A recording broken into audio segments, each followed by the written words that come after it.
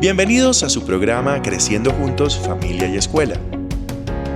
Diálogos que aportan a la celebración de la vida de nuestros niños, niñas y jóvenes y sus familias. Seguros todos de que nacimos para ser felices y la base de esta felicidad está en sentirse amado. Conversaciones que invitan a reflexionar sobre cómo construir ambientes escolares y familiares saludables en la infancia y en la adolescencia, que sean el nicho de una cultura de paz en una sociedad inclusiva y con esperanza. Nuestra conductora con ustedes, la maestra colombiana Ruth Estela Chacón Pinilla.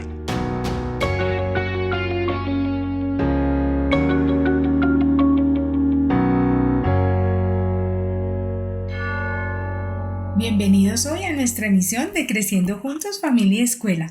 Hoy empezaremos por compartir nuestra lectura como siempre con este texto. Todos sois mis favoritos, de Editorial Coquinos, en el 2004 publicado y del autor Sam McBranney e ilustrado por Anita Gerard. Había una vez una mamá osa, un papá oso y 3 bebés oso. El primero, el segundo y el tercer bebé oso. Cada noche, al acostarlos, siempre les decían lo mismo. Soy los bebés oso más maravillosos del mundo. Una noche, después de que mamá osa lo hubiera arropado y les hubiera dicho, soy los bebés oso más maravillosos del mundo, los bebés oso preguntaron a mamá osa. ¿Y cómo lo sabes? ¿Cómo sabes que somos los bebés oso más maravillosos del mundo? Porque vuestro padre me lo dijo, contestó mamá oso. La noche en que nacisteis, cuando él los vio, por primera vez me dijo, y lo recuerdo muy bien. Son los bebés oso más preciosos que he visto en mi vida. Creo que son los bebés más bonitos que nadie ha visto jamás. Los ositos se acurrucaron en la cama con una sonrisa de satisfacción. Aquella había sido una buena respuesta. Pero un día, bebé oso primero comenzó a preguntarse si sus hermanos no serían mejores que él. Ellos tenían manchitas en la piel y él no. Quizás a su mamá lo que más le gustaba del mundo eran las manchas en la piel. Y bebé oso segunda se preguntó, quizás papá oso prefiere a los otros dos antes que a mí. Después de todo, ellos eran chicos y ella no. Y bebé oso tercero comenzó a preocuparse. Yo solo soy el más pequeño, pensaba. Todos son más grandes que yo. Así que aquella noche, los 3 ositos preguntaron a papá oso. ¿Pero cuál de nosotros 3 te gusta más? ¿Cuál es tu favorito? No podemos ser todos el mejor. Sí que podéis, contestó papá oso. Y lo sé porque vuestra madre me lo dijo. Cuando ella os vio por primera vez, y papá oso tomó al primer osito en sus brazos mientras hablaba. Dijo, es el osito primero más maravilloso que nadie ha visto jamás. Aunque no tenga manchas, eso no tiene ninguna importancia, contestó papá oso mientras le abrazaba. Y cuando tu madre te vio por primera vez, le dijo papá oso al segundo osito alzándolo en brazos. Es la osita segunda más maravillosa que nadie ha visto jamás. Aunque no sea un chico. Chico o chica, eso no importa, le contestó su papá abrazándola con ternura. Y en cuanto tu madre te vio, le dijo papá oso al tercer osito, acunándolo en sus brazos, es el osito tercero más maravilloso que nadie ha visto jamás. Aunque sea el más pequeño, grande o pequeño, eso no importa. Os queremos a los 3 por igual. Todos sois nuestros favoritos. Y los 3 bebés oso más maravillosos del mundo se fueron a dormir, felices y tranquilos, porque aquella sí que había sido una buena respuesta. Y colorín colorado, este bello texto se ha terminado. En nuestra cabecita y en nuestro corazón ha quedado. Bienvenidos a esta conversación en la que nuestros niños y nuestros jóvenes siempre están en primer lugar. Gracias por compartir este espacio.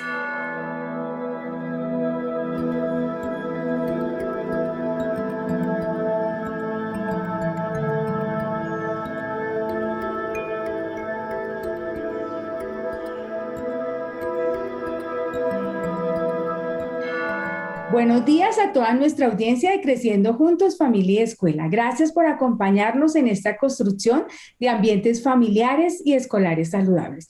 Hoy, en este espacio, recibimos con mucha alegría a la doctora Jenny García.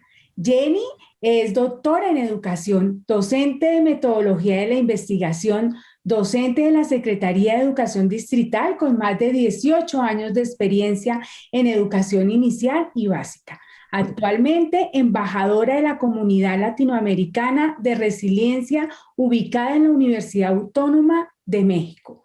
Miembro de la Misión de Educadores y Sabiduría Ciudadana 2020-2021 en la ciudad de Bogotá, especialista en procesos de resiliencia educativa para comunidades vulnerables y asesora de diversos proyectos investigativos. Actualmente coordinadora de Media Integral del Liceo Nacional Antonia Santos. Hoy Jenny nos acompaña y nos sentimos muy felices de compartir este espacio de Creciendo Juntos, Familia y Escuela con ella, porque ha sido una de las personas que ha abanderado una lucha bien importante por proteger la infancia y la adolescencia. Jenny, bienvenida a este espacio.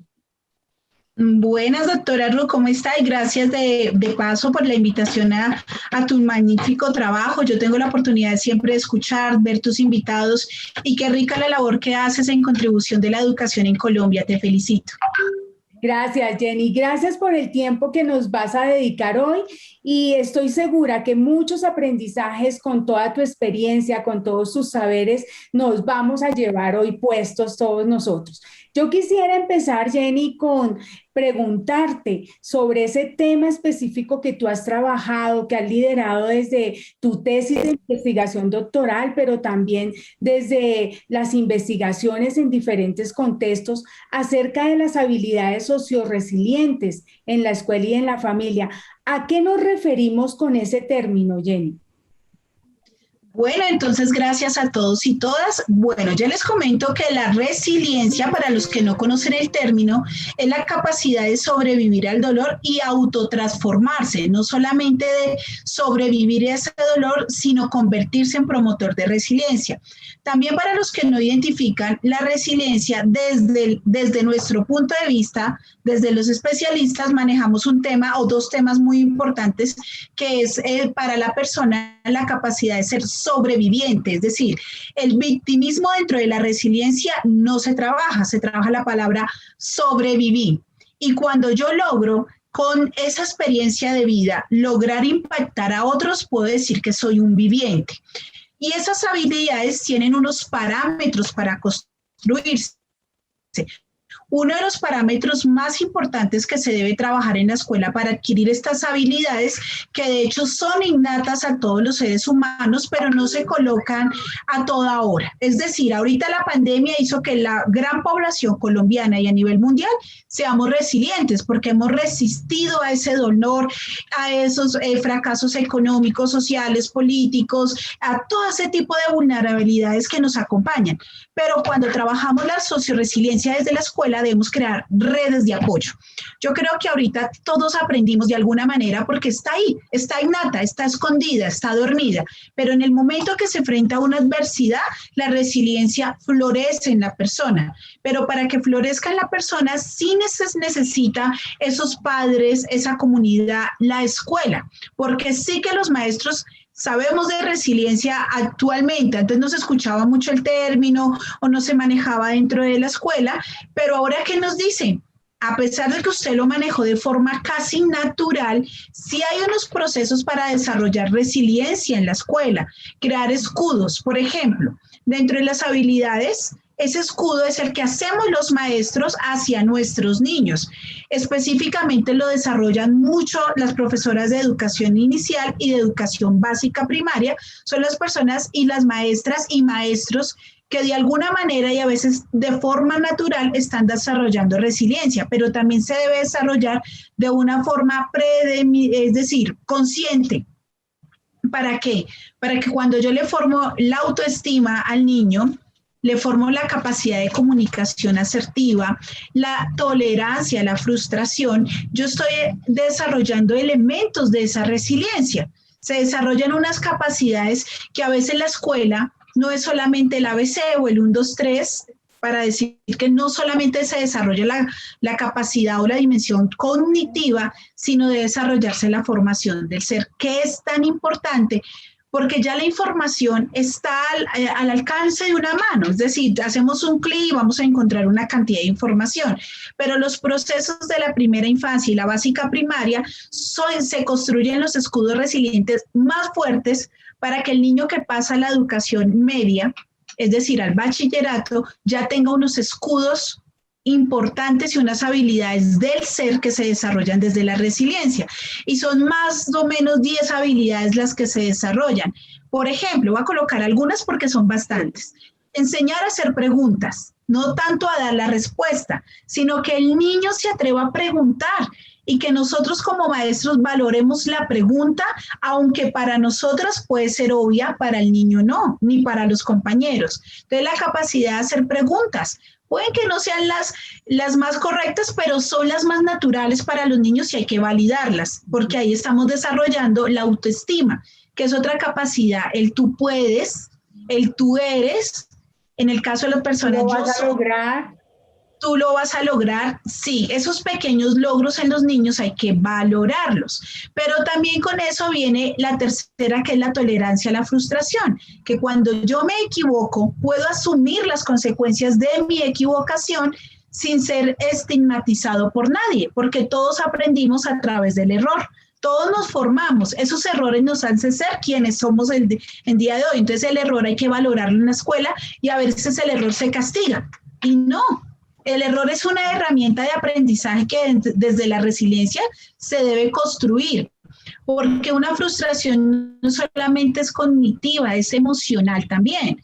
Y esa construcción emocional es otra capacidad que se desarrolla desde la resiliencia. Esa inteligencia interpersonal, la inteligencia emocional, que a veces la escuela deja de lado, aunque yo sé que los maestros hoy en día la reconocen, la trabajan y la trabajan con la familia, que es otro elemento desde la escuela que se trabaja. Quien quiera ser resiliente y construir habilidades, tiene que traer a la familia de mano.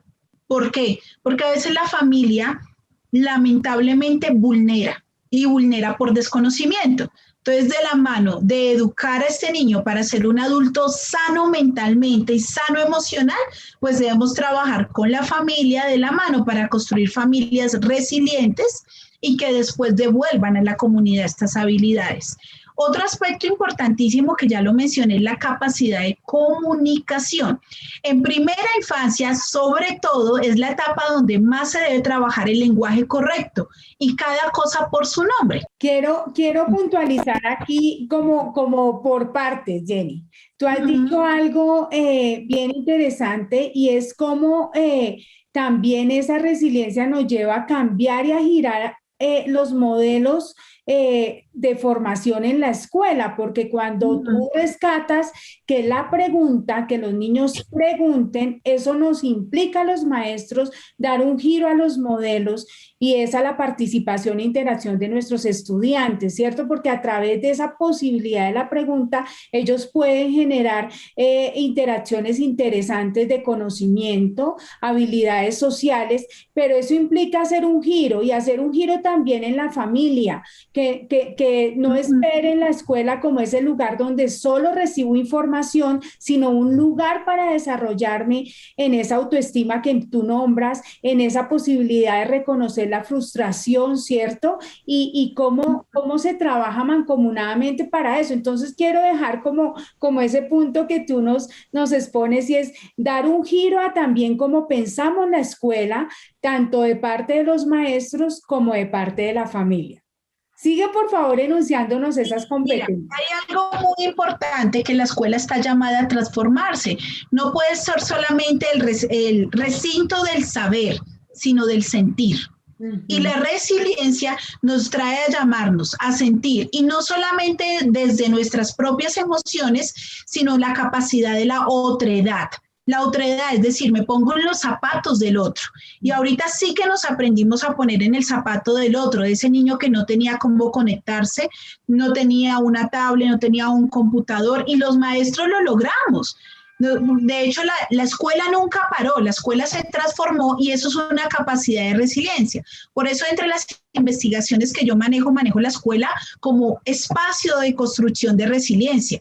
Porque si la resiliencia me llama a mí autoconstruirme, pues ¿qué herramientas puedo hacer? Y las herramientas deben ser en la escuela colectivas. No solamente del maestro con el maestro, sino ese maestro con el directivo docente, inclusive hasta con las personas de servicio que nos ayudan y nos colaboran, porque son tan valiosas. Entonces, ese reconocimiento del otro, de la familia, del que está de alguna manera vulnerable, pero queremos que sea un sobreviviente, o los que pasaron por duelos grandísimos, porque muchos de nuestros estudiantes y compañeros lo hicieron. Entonces, ¿qué habilidades debemos estar? Pero a veces, dentro de toda esa diversidad de emociones, algunas personas se aíslan. Entonces, la escuela está llamada a traerlas, a hacerles reconocer que a pesar de la adversidad, de todo lo que hemos vivido y lo que podremos llegar a vivir, somos una red de protección. Y la resiliencia construye eso, redes de protección comunitaria, que es supremamente importante formar en el estudiante. Cuando hay sociedades más empáticas, son sociedades más fortalecidas. ¿Qué puedo decir? Y particularmente para el caso colombiano. En el caso de Colombia, el sistema, obviamente en el que hemos venido hace décadas, es un sistema muy individualista. Se piensa solamente en el individuo, pero no se piensa en el colectivo. En el momento que nosotros como colombianos, como escuela, que de hecho ya estamos haciendo ese tránsito, uno ya lo ve, dice qué rico, se forman comunidades para ayudar al otro, al desprotegido, al que de alguna manera ha tenido condiciones, porque la vulnerabilidad ahorita se ve mucho desde la violencia política, la violencia económica, y eso se transita a la escuela, teniendo que la escuela es un microsistema, es un reflejo de todo lo que se vive afuera. A nosotros nos llegan poblaciones migrantes, poblaciones indígenas, afro, madres independientes, una cantidad de situaciones que la escuela trae. Entonces, además de los aprendizajes, ¿cómo ayudo al otro a tener ese sentido, esa empatía social? Y la resiliencia trabaja mucho la empatía social, que es una de las factores más importantes que se construye dentro de la escuela. Jenny, ¿qué estrategias podemos implementar en la escuela? Voy a hablar primero de la escuela. ¿Qué estrategias podemos implementar los maestros para generar esa formación en las habilidades o construir más bien esas habilidades socioresilientes en nuestros estudiantes? Mira, algo importante es que para que la escuela sea un recinto de resiliencia y se desarrollen esas habilidades socio-resilientes, que socios que estamos en comunidad, en sociedad y podemos resistir, ¿qué es lo primero que tiene que hacer la escuela? Tener maestros resilientes. Es decir, que el maestro se reconozca y se capacite, porque es que a pesar de que sea una habilidad natural, es una habilidad que también se desarrolla, se identifica, se practica. Y de hecho lo hacemos, si uno los ve a diario y de forma muy natural, no tan de pronto consciente, pero sí lo hacen. Por convicción lo hacen los maestros y es importante. Ahora, ¿qué estrategias podemos llegar a utilizar? Si el maestro es resiliente, la que he venido mencionando, crear redes de apoyo. Es importantísimo. Segundo, caracterizar a nuestras comunidades, identificar quiénes son. Una vez que caracterizamos las comunidades y podemos mirar sus problemas sociales, porque por lo menos yo lo hablo por mi institución donde tenemos comunidades migrantes grandísimas, comunidades indígenas que se desplazaron por la violencia del país, tenemos una cantidad de población flotante, es decir, que viene y va, inclusive pues más adelante lo contaré, pero tenemos comunidades de alguna manera muy vulnerables. ¿Qué es lo que pasa? Si la escuela hace una muy buena caracterización de los estudiantes y sus familias, porque no es solamente el estudiante, sino la familia en conjunto, va a poder tener las herramientas para abordar y hacer un aprendizaje más contextualizado, más empático, porque no es solamente aprender de historia descontextualizada, no, se aprende sabiendo qué hay ahí en la escuela, tomando las herramientas que ellos nos dan. Ahora, otra cosa, una herramienta muy importante, además de conocerlos, es traer. ¿Cómo yo puedo articular esos padres de familia que a veces son distantes de la escuela, porque muchas veces dejan el chico en la escuela, pero no interactúan? Se requiere que el maestro, el directivo docente, cree programas de articulación con padres de familia, no solamente del sector productivo, sino empáticas, cómo nos podemos ayudar como comunidad. Entonces es importante el trabajo comunitario con la familia, es otra alternativa para construir, porque finalmente la escuela es un oasis de resiliencia y siempre lo ha sido. Por eso es que lamentablemente cuando hay conflicto armado en algunos lugares de nuestro país, ¿dónde atacan? A la escuela. Porque la escuela es un símbolo de saber, un símbolo de protección, ¿y a dónde tienden a lastimar? Ahí. Porque saben que de alguna manera el maestro, y un maestro resiliente, construye, y por eso yo digo habilidades socio-resilientes, y de todo el proceso de investigación salgo de algo que se llama pedagogía socio-resiliente.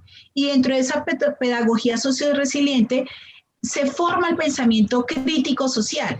Por eso es que es tan importante que dentro de la escuela también se libere la comunicación, que al estudiante se le escuche. No además de enseñarle a hacer preguntas, hay que nosotros saberlos escuchar, porque somos una generación criando otra, criando, le decimos coloquialmente las mamás y los educadores, formando toda una generación. Nosotros somos migrantes digitales, ellos ya son nativos digitales, nosotros somos los que tenemos que ponernos a la vanguardia de las nuevas tendencias de educación. ¿Y eso qué hace? Que en aspectos resilientes, ¿qué hace? Pues que podamos hablar el mismo idioma, que no haya esas brechas generacionales, sino que podamos construir, porque nuestras generaciones tienen algo muy arraigado, los principios, los valores, la ética, la moral, lo tenemos muy bien, pero ellos ya ven el mundo de una forma diferente. Entonces no es hacer la dicotomía, sino trabajar juntos. Inclusive hay varios tipos de resiliencia, que eso es importante también, no solamente la resiliencia educativa, aunque ahí se forma, pero hay otros tipos de resiliencia igualmente importantes también que desde la escuela se pueden empezar a desarrollar. Bueno, pero hay algo bien importante, Jenny, y es que tú hablas de cómo traemos a la familia para poder formar esas habilidades, ¿cierto? Y es importante cómo aunamos esfuerzos, ¿cierto? Esta situación, tú lo decías ya, ha marcado como ese hacer la red, ¿cierto? Por lo menos por cursos, por lo menos por grados, ¿cierto? Por comunidades, hay comunidades que han generado inclusive, hagamos red para mirar qué empleos tenemos, qué vendemos, qué hacemos para superar esta situación, ¿cierto? Emprendimientos. Pero yo quiero anotar algo que tú nos dices y es en la medida que los maestros también somos resilientes y reconocemos a las familias y el mundo de las familias con todas sus particularidades, ¿cierto? En esa medida podemos empezar a convocar de otras maneras, no solo desde los informes académicos, no solo desde su hijo hace esto o deja de hacer aquello, sino cómo nos unimos para formarnos como comunidades resilientes, ¿cierto? Y hacemos como toda una formación con los hijos, con los padres, con los cuidadores, que marque el éxito no solo para nuestros niños y jóvenes, sino para el bienestar de la familia como tal. Sí, mira que lo que mencionas es importante y uno de los elementos primarios para traer la escuela y traer a esos padres de familia que son ausentes desde los espacios públicos, porque sé que en los espacios privados pues las dinámicas son un tanto diferentes, pero desde los espacios públicos sí se siente una ausencia, no en todos lados, pero en la gran mayoría hay una ausencia muy permanente del padre de familia. Entonces, con esas ausencias nosotros tenemos que empezar a traerlos. Uno de los mecanismos más importantes cuando hemos estado trabajando con las familias es identificar los derechos y deberes del padre, es decir, esos derechos que aunque suenan muy legalistas y esos deberes hay que recordárselos a los padres de familia porque dentro de la pedagogía, por eso se llama socio-resiliente, trabaja los derechos de los niños y las niñas, los derechos de las familias. Entonces eso es algo importante y es un elemento que a veces al padre de familia se le olvida, que tiene una corresponsabilidad. Entonces obviamente qué estrategia pedagógica aplicamos para que el padre recuerde que la escuela es un proceso de formación conjunta, que no es solamente la responsabilidad de la maestra o el maestro, sino es conjunta porque los primeros educadores siempre son los padres de familia. Si educamos también a esos padres de familia en lazos, de unidad, de fraternidad, de amor, de buena comunicación, inclusive una comunicación sana, y ya lo voy a decir porque es tan importante en la resiliencia, pues vamos a empezar a traerlos. Y además tenemos desde la escuela también cómo traerlos, ¿no? Queremos traerlos, pero ¿cómo los acercamos a las escuelas? Ahí por eso es importante la caracterización. ¿Quiénes son las familias que están en nuestra institución? ¿A qué se dedican? ¿Cuáles son sus tiempos? ¿Cuáles son también sus dolores? Que desde ahí donde uno empieza a hacer empatía, cuando uno se identifica con el otro en su misma problemática, pero no para lamentarse unos con otros, sino para dar esa solución que debe darse. Si tienes un problema económico, ¿cómo podemos generar esa red de emprendimiento? Si tienes problemas que no tienes quien te cuide tus hijos, pero hay personas que quieren y que pueden hacerlo, es decir, esa red se puede distribuir en muchas ramas. Entonces eso es importante, que siempre se identifiquen primero esas corresponsabilidades de las que a veces los padres no quieren escuchar. Eso es como el primero, uno a veces empieza obviamente con una parte muy sensitiva, pero también con una parte de alguna manera de reglamentación. Está la correspondencia. Si trajimos hijos al mundo como padres de familia, tenemos una responsabilidad de formar ciudadanos y ciudadanas para una sociedad. Entonces es importantísima esa formación de ciudadanía, que de hecho también se ve en la resiliencia. Ahora, ¿por qué yo hablo siempre de una comunicación asertiva? Especialmente en el proyecto de investigación yo trabajé un problema muy latente porque yo estoy en la localidad de Los Mártires, que es una localidad que está muy cercana a la zona CESAI, que es la zona de tolerancia en Bogotá, y tenemos padres y madres que son trabajadores sexuales.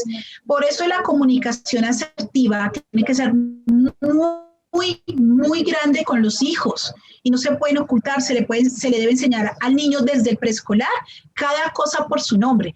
El hecho de comunicarme, manifestar las cosas como son, no guardar secretos, especificar qué tipos de secretos, qué tipos de abrazos, hasta dónde puedo permitir que otro me abrace. Inclusive no se le debe obligar al niño a que nadie lo abrace, a que nadie lo bese. Ese lenguaje desde la resiliencia se maneja, porque la resiliencia no previene, pero sí desarrolla habilidades de tensión. Si el niño identifica que ese abrazo no le gustó, no hay que obligarlo. Que si una persona adulta le dice, este secreto, no. Entonces esos canales de comunicación desde el principio deben quedar muy claros, porque específicamente ¿por qué nace la pedagogía socioresiliente? Nacen de todo un proceso de investigación de explotación sexual en comercial para niños y niñas, y es una cosa gravísima porque Colombia es el segundo explotador a nivel mundial de niños y niñas, después de México. Entonces, ¿y qué pasa? Que a estos niños no les enseñaron a comunicarse de forma asertiva para que el adulto responsable identificara que estaba siendo vulnerado. Claro, entonces siempre, aunque a algunas mamás y papás no les gustan que se mencionen las cosas como deben ser realmente, sí. Ahí particularmente yo he trabajado con muchas familias donde me ha tocado primero sensibilizar a la familia, explicarles la importancia de cada cosa por el término, hasta dónde se respetan los espacios personales, y ahora sí que sirve el distanciamiento. Entonces los niños ya, ellos desde pequeños ya van interiorizando qué conducta de un adulto es buena hacia mí o de un par, porque no solamente es de adulto, a veces pasa de niño con niño, de adolescente con adolescente, estos casos de vulnerabilidad. Entonces es una cantidad de identificaciones que yo sé que uno como maestra tiene ojo clínico. Cuando un niño tiene, sí, uno tiene ojo clínico para caracterizar a los niños cuando son tímidos, retraídos. Esto es un maestro resiliente, de hecho, cuando tienen dificultades de aprendizaje, y las dificultades emocionales y de vulneración sí que hay que saberlas detectar. Cuando el niño no comunica o tiene ciertos comportamientos violentos hacia otros o introvertidos, hay que identificar. Si algo está pasando, algo está queriendo expresar. Sí, tienes toda la razón. Algo pasa y muchas veces pasa dentro del hogar. Entonces, esa capacidad no solamente de identificar las habilidades cognitivas, que son muy importantes, también se deben identificar esas habilidades emocionales, porque a veces son naturalmente tímidos, pero una cosa es que sea naturalmente a que tenga un problema emocional que lo esté afectando desde su hogar.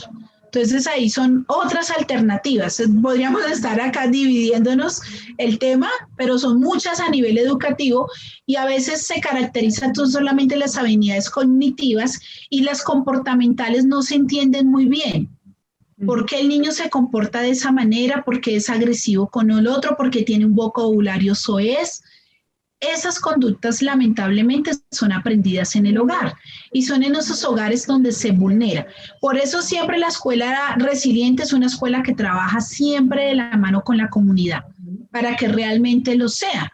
No solamente que la señora vino, como lo dices tú, para una citación o una entrega de informes, porque no es suficiente. Al padre se le debe involucrar. Obviamente, ¿cómo podemos involucrarnos? Yo sé que el horario es muy complejo porque dirán, yo no quiero ir de noche, yo no quiero ir un sábado, pero necesitamos involucrarlos en actividades culturales, recreativas, deportivas, club de padres de familia. Hay mucho para hacer. Sabemos también que a veces la parte administrativa no deja ser tan bueno como uno quisiera hacer. Dice, quiero este proyecto, y a veces hay unas regularidades que hay que cumplir, que obviamente que sea aprobado, que pase por todo el parámetro y el conducto regular, pero hay que insistir que si la escuela quiere sobresalir y ser un oasis de resiliencia, debemos construir los mecanismos y las estrategias pedagógicas, que para eso sí que somos buenos los maestros, para atraer a las familias, para atraerlas, participemos, hagamos, construyamos. Y un niño que siente que su papá está en la escuela, es un niño más empoderado, más orgulloso de sí mismo. Sí. ¿O tú que lo sabes? Sí. Iba hacia allá, Jenny, iba hacia allá porque tú dices lo de la participación de la familia en la escuela es primordial. Quisiera preguntarte, ¿es primordial? Y además sí, sabemos que los niños que sienten que hay una conexión con su maestra, con su escuela, ellos también viven esa conexión y se sienten parte de todo ese contexto. Los niños, hay investigaciones inclusive que lo demuestran ya, los niños que los padres participan en su contexto escolar son niños que no solamente tienen éxito académico, sino que tienen un liderazgo dentro de sus contextos escolares, tienen unas formas de participación distinta en su contexto escolar. Y quería preguntarte algo con respecto a la familia, Jenny, porque tú que has tenido la experiencia de trabajar con ellos, ¿Cómo formar en la familia esas habilidades socioresilientes? O sea, sí las convocamos al colegio a hacer ese trabajo, pero ¿cómo decirles a las familias, papá, mamá, cuidadores, abuelitos, tíos, empecemos a formar desde casa esas habilidades? Tú has dicho algo bien importante y es la comunicación asertiva. ¿Sí? ¿Cómo nosotros le enseñamos a nuestros hijos la comunicación asertiva? Eso que no te gusta, exprésalo. Eso que no está bien hacia ti, que te sientes vulnerado, exprésalo. ¿Qué otras herramientas les podemos dar a las familias hoy para formar en nuestros niños y en nuestros adolescentes esas habilidades desde A la ver, familia? desde la familia. Yo te voy a contar algunos ejemplos prácticos que yo he realizado desde mi experiencia, prácticos. Yo no he trabajado 100% sola porque una solo golondrina no hace verano. Es decir, he traído acá especialistas, psicólogos expertos, terapeutas, otros educadores que se han unido al proyecto y especialmente con ese equipo, que es importante formar esa red dentro de la escuela, es decir, que el liderazgo de un proyecto como estos tan importantes no esté sobre tu espalda, sino que se construya. Así de alguna manera, pues tú puedes encargarle una tarea, un rol. Por ejemplo, con los psicólogos, los terapeutas, los recreacionistas, logramos hacer talleres entre familias. ¿Qué hicieron los niños? Construyeron un escudo, una simbología de qué es su familia a la luz de los ojos de los niños. Y después empezaron a relacionarlo y lo contaron a los padres en unos talleres. Entonces cada niño se exponía su escudo, la simbología que significaba cada palabra, cada dibujo. Y habían cosas que decían los niños muy bonitas sobre mi mamá, me apoya, me colabora, me ayuda a hacer tareas, está conmigo. A cambio otros niños decían, mi mamá no me escucha, mi mamá no está conmigo. Empezaban también y de alguna manera para el padre le llegaba al alma. Eso fue uno de los talleres que hacíamos, porque esos talleres hay que hacerlos a nivel socioemocional. Otro taller que hicimos que fue muy duro tanto para ellos como para mí, porque pues obviamente además de maestra, madre, colocamos a todos nuestros padres de familia en un grupo. En un salón es grandísimo, en una polivalente, y a nuestros chicos también trabajaban de forma paralela. A los padres les pusimos a hacer una carta, pensando, obviamente le hicimos una sensibilización, una motivación, pero el objetivo de la carta era que hicieras tu despedida, porque en 10 minutos morías. Entonces ponerse uno en contexto, que me quedan 10 minutos y que tengo que hacer una despedida para mí, para mi hijo que amo, mi hija, ahí hubo una sesión muy bonita de perdón. En la familia se debe construir el perdón. Entonces, esa actividad en que los papás estaban en un lado, los chicos estaban haciendo una actividad parecida al otro lado y después nos juntamos y cada niño le leía a su mamá y su mamá le leía a su niño. Fueron actividades y talleres maravillosos que te rompen el alma en el momento que tú llegas a hacerlos, porque yo me ponía también en contexto, yo en 10 minutos, ¿qué le voy a escribir? ¿Qué herencia emocional le voy a dejar a los hijos? Además, obviamente, de la herencia económica, en ese momento es lo de menos. Es que dejé mi hijo. Entonces ahí logramos hacer el taller del perdón, que es tan importante y que a veces no decimos las cosas o las decimos enojados o guardamos secretos, rencores, y eso fue un taller de sanación grandísimo, y ver a esos papitos que le pedían perdón a sus hijos por el abandono, por el maltrato, la negligencia, por haber vulnerado sus derechos, y lo mismo los chicos cuando eran, porque lo hicimos con pequeños y grandes, y en el caso de los grandes, los adolescentes rebeldes, que su papá se iba, pues fue una cosa maravillosa. En otra salida logramos ya irnos, patrocinados por la institución educativa, logramos hacer una salida de campo y llevamos las familias, llevamos los estudiantes y esos talleres del abrazo, del perdón. También hicimos competencias de ágil, entonces era mamá y papá o papá y su muchacho a competir, a subir, a escalar, a limpiarlo. Eso fue todo un reality, duramos todo el día y bueno, la pandemia nos alejó un poquito de ese tipo de actividades, pero qué rico que ya estamos, ya casi todos. Ya volvemos. Y hemos hecho así muchos, de reconciliación, de perdón, de olvido, de competencias parentales, hijos, y los papás son tan buenos que se comprometen a decir, no importa que sea un sábado, profe, no importa que sea un domingo, salgamos, vayamos, compartamos, y eran equipos, y después papá e hijo, no, eso es una cosa maravillosa. Y a veces no podía ir ni papá ni mamá, pero iba abuelita. Entonces también, y allá en la hacienda donde vamos queda muy cerca a Bogotá, inclusive hay que escalar por una quebrada, entonces ver las cadenas de apoyo, cómo te apoyo, cómo estás aquí, son cosas maravillosas y todos esos talleres es los que construyen escuelas, padres y docentes resilientes. Y ahí vamos, eso se han hecho una cantidad de cosas que adicional a la investigación uno ya empieza a documentar, a sistematizar, porque a veces hay que hacerlo. Sí. Y no, a veces no, siempre hay que hacerlo, la evidencia fotográfica y el diario de campo.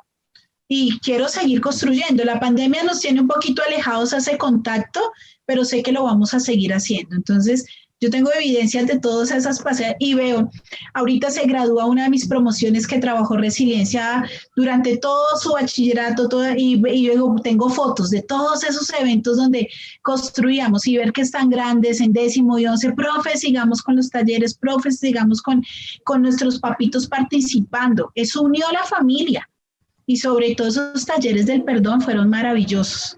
Porque a veces nosotros los papás nos equivocamos, los maestros también nos equivocamos.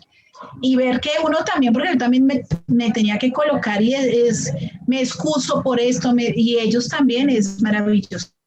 Y muchas estrategias requieren apoyos y voluntad administrativa también, que al maestro lo dejen hacer.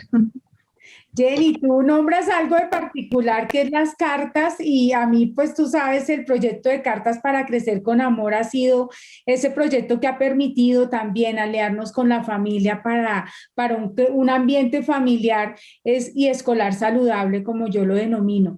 Quisiera, Jenny, que tú me contaras, porque me parece una experiencia maravillosa, sé de tu trabajo con una comunidad en la que ha implicado toda esta formación y tú lo contabas ya unos momentos atrás cuando nos decías sobre esas comunidades en las que tú estás, donde hay explotación sexual y esa red de protección que se ha tejido alrededor de este tema que tú manejas de la resiliencia. Quisiera que nos contaras para irnos toda esa experiencia y también esos logros que has tenido allí en esa comunidad. Bueno, ella específicamente con el problema que trabajaba, que era la explotación sexual, la prevención a esa explotación específicamente. A ver, te cuento, inicialmente empezamos haciendo una sensibilización con los términos, porque el término se llama ESNA, y muchos desconocían cuando uno hablaba de explotación sexual comercial, ¿qué es eso? Creían que era prostitución y eso no es así. De hecho, la prostitución es una palabra peyorativa para la trabajadora sexual, porque es un trabajo que está reglamentado en Colombia, no 100% legalizado, pero reglamentado sí. En el caso de los niños, es explotación sexual comercial. Ellos no están ahí porque quieren, porque en muchos casos había el imaginario que el adolescente de 14, 15, 16 estaba ahí, y no. Las condiciones de asimetría entre un adulto consumidor y un niño nunca van a ser iguales.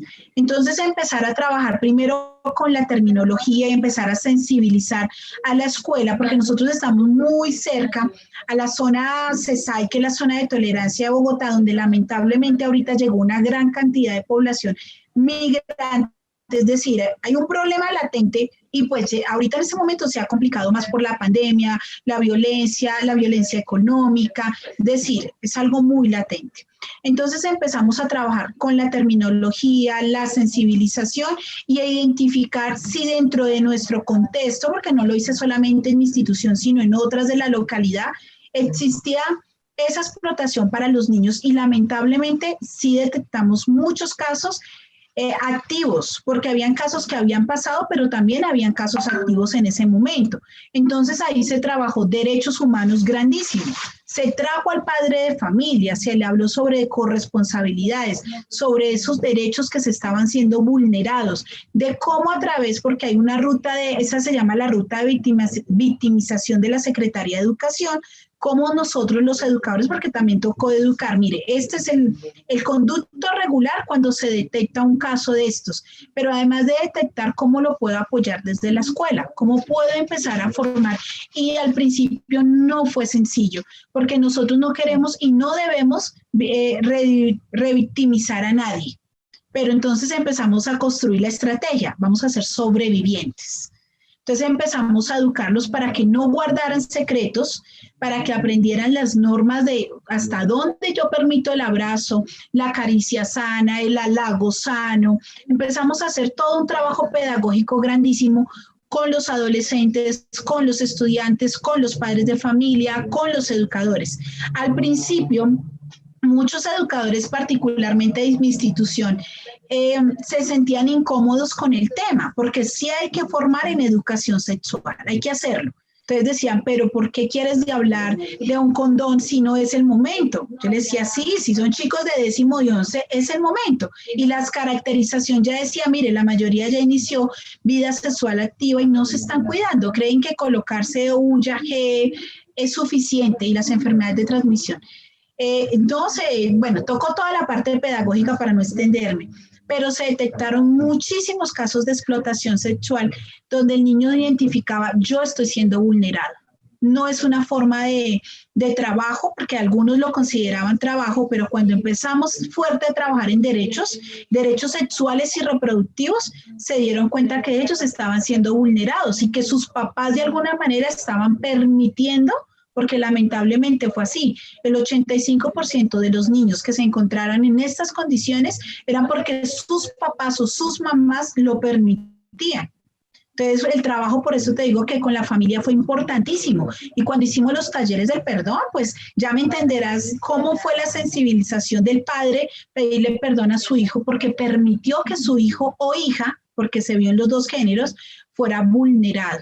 Entonces, el respeto por el género, por los derechos sexuales y reproductivos, por la corresponsabilidad del padre de familia. Ahí sí, como digo, construir hay una teoría se llama Van Nistelrooy, que es la casita de la resiliencia. Y tiene unos techos, y el padre debe ser el proveedor de esos techos, y adentro está su núcleo familiar, sus hijos. Entonces fue toda esa parte teórica volverla pedagógica, pedagógicamente sencilla para el docente y obviamente para el padre de familia que participaba en nuestros talleres.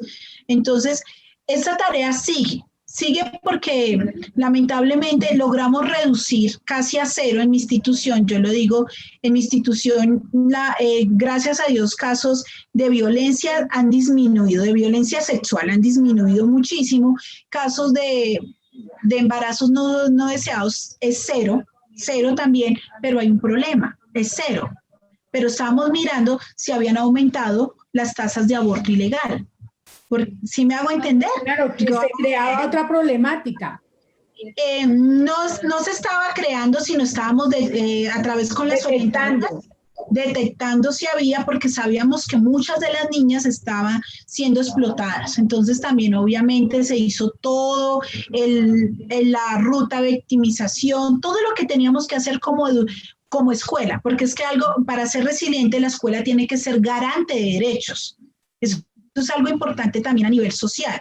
La escuela es garante de derechos, y hasta dónde llega el rol del maestro, porque a veces nosotros nos sentíamos limitados, pero hay también otras entidades que protegen. Entonces las redes no son solamente con los padres, sino con las entidades.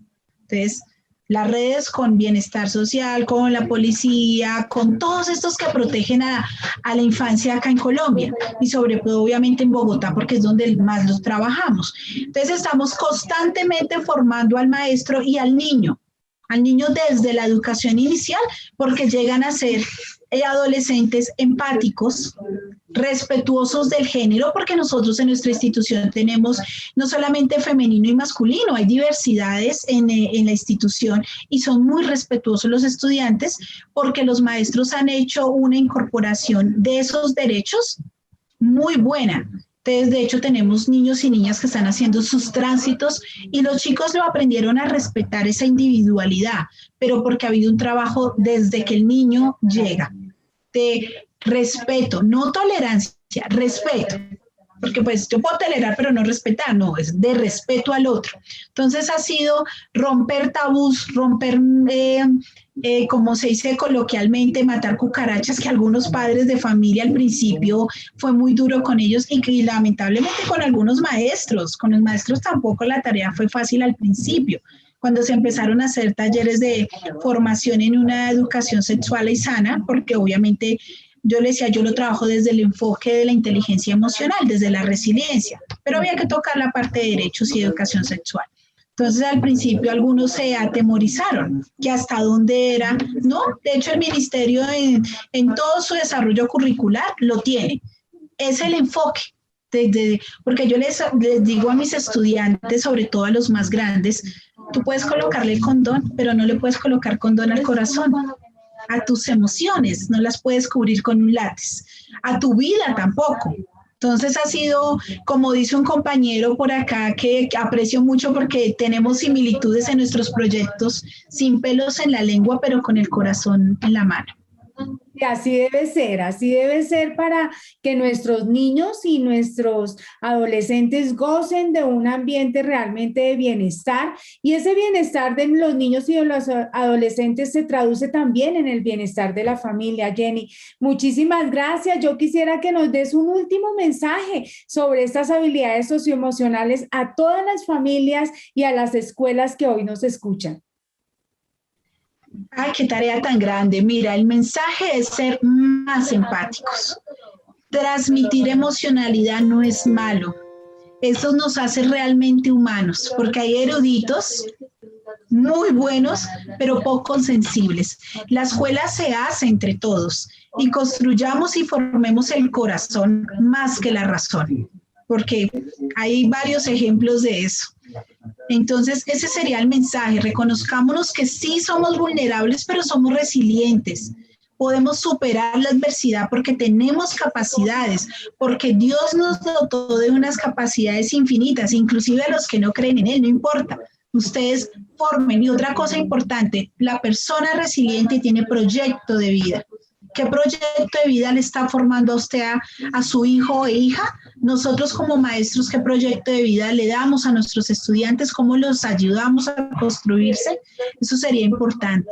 Una persona con proyectos es una persona con vida. Entonces, ahí está, hay muchas cosas. Entonces, acá está para los que quieran de alguna manera acercarse a los talleres que nosotros construimos para padres, para docentes, para estudiantes. Ahí estamos. Porque a veces la teoría se queda corta frente a todo lo que uno hace en el aula. La experiencia, frente a la experiencia, se queda corta a veces toda la teoría que hay, porque lo que hacen los maestros y las familias en alianza trasciende la vida de las escuelas y de las mismas familias. Jenny, muchísimas gracias por todas estas enseñanzas, y bueno, a ustedes, muchísimas gracias por estar en Creciendo Juntos, Familia y Escuela. Los espero en una próxima emisión. Hasta luego. Gracias, Ruth, y chao, chao a toda la comunidad. Adiós. Gracias.